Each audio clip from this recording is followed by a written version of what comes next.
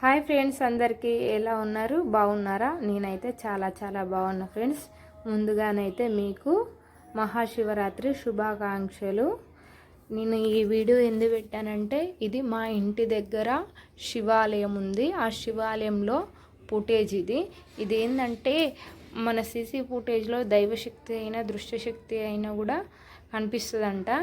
అది ఏం జరిగిందంటే, సాయంత్రం వేళలా మా ఫ్రెండ్ ఒక భక్తురాలు తను ధ్యానం చేస్తూ ఉంది. ఆ ధ్యానం చేసే టైంలో ఆ శివయ్య రూపం అయితే అసలు ఇట్లా నిలబడి చిన్నగా ఒక్కొక్క అడుగు వేసుకుంటా ఆమె దగ్గరికి అయితే వస్తుంది ఫ్రెండ్స్.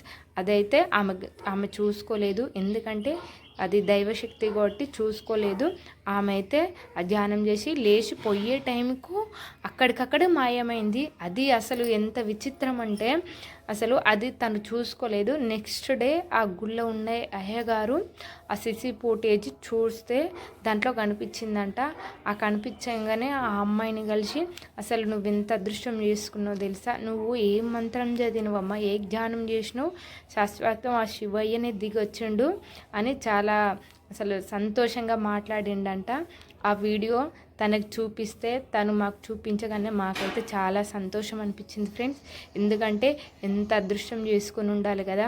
అట్లా పరమశివుడే మన దగ్గరికి ఆ జ్యోతి రూపంలో అట్లా చిన్నగా అడుగులు వేసుకుంటా దగ్గరికి రావడం, ఆమె ఎంత ఆలోచన కొద్దీ, ఎంత భక్తి కొద్దీ, ఎంత భయం కొద్దీ అంత ధ్యానం చేసింది. అసలు నాకు మాటలు కూడా వస్తలేవు.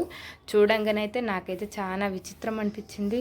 అవునా, ఇట్లా మనం మనస్ఫూర్తిగా మన దేవుణ్ణి ధ్యానిస్తే అట్లా దగ్గరికి వస్తారు ఆ శివయ్య. అందుకే అంటారు కావచ్చు, శివయ్య తలుచుకుంటే ఖచ్చితంగా మనకంత మంచిగా జరుగుతుంది అనేది.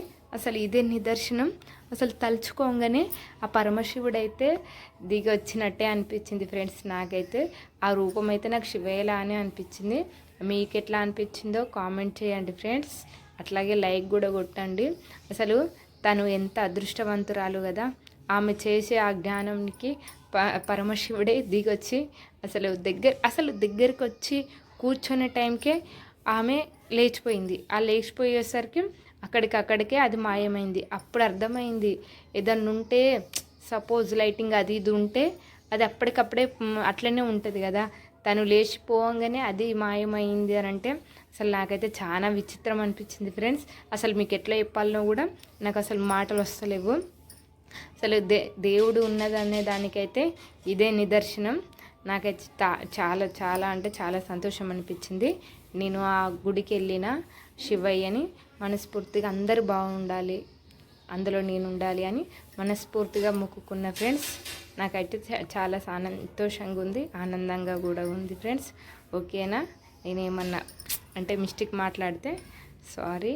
ఈ వీడియో చూసి ఒక లైక్ అయితే కొట్టండి ఫ్రెండ్స్. చూడండి ఆ రూపం కిందికి పోయి ఎట్లా అయిందో.